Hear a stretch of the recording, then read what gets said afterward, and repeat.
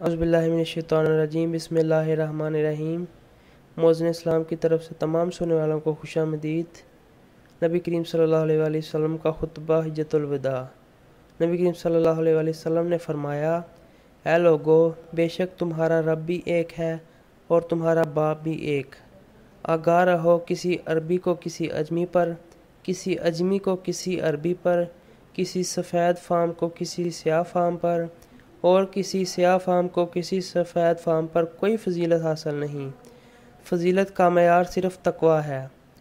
تم میں سے اللہ کے نزدیک زیادہ عزت کا مستحق وہ ہے جو زیادہ حدود کا پابند ہے۔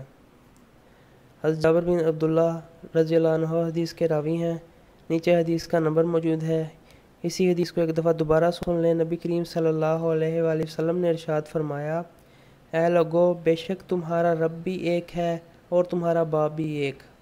آگاہ رہو کسی عربی کو کسی اجمی پر، کسی اجمی کو کسی عربی پر، کسی سفید فام کو کسی سیاہ فام پر، اور کسی سیاہ فام کو کسی سفید فام پر کوئی فضیلت حاصل نہیں۔ فضیلت کا معیار صرف تقویٰ ہے۔